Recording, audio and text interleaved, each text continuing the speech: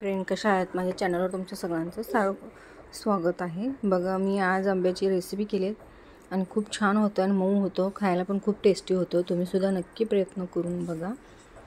बघा किती मस्त दिसते, रंग पण छान आला आहे सुरेख. बघा, 1 बाउल साखर घेतले, 3 वेलदोडे घेतले आणि खोबऱ्याचं किस घेतले 1 बाउल आणि 1 बाउल होईल इतकं आंब्याचं गर घेतले, म्हणजे 2 आंबे. आणि हे दुधाची शाई घेतली मी. जर तुम्हाला अमूलचं फ्रेश क्रीम वापरायचं असलं तर 1 बाउल वापरू शकता. जर तेही नसेल, दुधाशाही पण नसेल, तर तुम्ही 1 वाटी दूधसुद्धा वापरू शकता. बघा, इथं मी आता आंब्याचं हे गर, साखर, वेलदोडे आणि बाकीचे जिन्नस आपले, खोबऱ्याचं चव, ओला खोबरं असला तरी पण चालतं. बघा, आणि हे शाई घालून घ्यायचे 1 बाउल आपल्याला. आणि हे सगळं एक मिक्सरमध्ये भांड्यामध्ये घालून छान अशी ग्रेव्ही करून घ्यायची आहे. जोपर्यंत मऊ पेस्ट होत नाही तोपर्यंत फिरवून घ्यायचं आहे. आणि इकडं बघा, मी आता कढई गरम केले, त्यामध्ये 1 चमचा तूप घातला आहे. थोडंसं मेल्ट होऊ द्यायचं तुपाला आपण. आणि हे जे आता प्युरी करून घेतले ते हे यामध्ये ॲड करायचं आहे आपल्याला. अशा पद्धतीनं सगळं ॲड करून घ्यायचं आहे. आणि बघा, असं हे कंटिन्यू हलवत राहायचं आहे आपण ह्याला. आणि कढई असू दे किंवा तुम्ही कोणतंही भांडं ठेवा, त्याला असं खाली लागता कामा नये आणि करपता कामा नये येते. कारण आंबाचा पल्प असल्यामुळे काय होतं, कढईला खाली चिटकलं जातं आणि त्यामुळे ते करपण्याची दाट शक्यता असते. हे पहिला आपल्याला पातळ वाटेल मिश्रण, बिघडलं की काही असं वाटेल, पण नाही बिघडत ते. पहिला पातळ होतं आणि मग नंतर सगळं स्ट्रक्चर असं एक वडी तयार होण्यासाठी जसं आपल्याला स्ट्रक्चर यायला लागतं तसं फाईल चालू होतं ते. बघा, जवळजवळ मला 20 ते 25 मिनटं कंटिन्यू हलवावं लागलं, मग झाली बर्फी.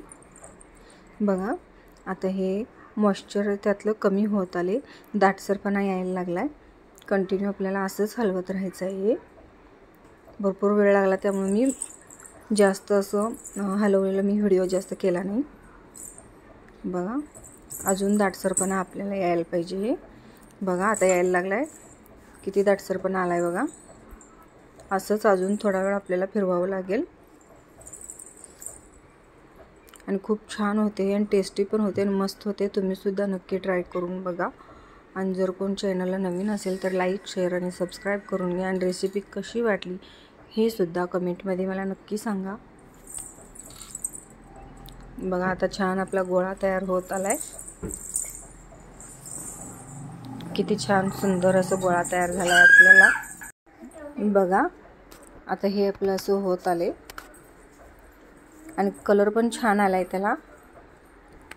आता आपण हे असं पाटावर म्हणा किंवा ताटाला तूप किंवा तेल लावून त्याच्यावर आपल्याला हे बॅटर सगळं वतून घ्यायचं आहे आणि चौकोन शेप देऊन सेट करायचं आहे व्यवस्थित आणि थंड होण्यासाठी ठेवून द्यायचं आहे. गरम असल्यामुळं हाताला आपल्या चटके लागू शकतात, त्यामुळं तुम्ही एखादं प्लॅस्टिक हाताला घालून व्यवस्थित असं चौकोन त्याला शेप दिला तरी चालेल.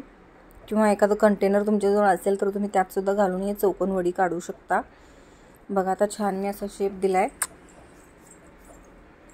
जास्त पातळ नाही, जास्त जाड नाही, असं वडी केली मी. आणि ते नंतर कोमट झाल्यानंतर मग आपल्याला असं त्याची खाप करून घ्यायचे आहेत आणि फ्रीजमध्ये सेट व्हायला ठेवायचं आहे. मग आता हे सध्या एकदम कोमट आहे. मग आता मी हे फ्रीजमध्ये सेट करायला ठेवलेलं आहे 10 ते 15 मिनटासाठी. आणि छान असं सेट झालेली आहे आपली वडी. खूप छान असं मऊ होतं, जसं खवा खातो किंवा आपण पेढा खातो ना, सेम तसंच होतं. तुम्ही ह्याच्यावर ड्रायफ्रूटसुद्धा लावू शकता कट करून. खूप छान लागतं हे. पिस्ता म्हणा, काजू किंवा बदाम कट करून त्याचे काप ह्याच्यावर लावलात तरी चालेल. आता छान गार्निशिंग करून घेऊया आपण. बघा, किती छान दिसत आहेत, मऊ असं वड्या. जरासुद्धा कठीण होत नाहीत, काही नाही. तोंडात घातल्यानंतर लगेच विरघळेल अशा पद्धतीनं झालेल्या आहेत. आणि पूर्ण व्हिडिओ बघितल्याबद्दल सर्वांना थँक्यू.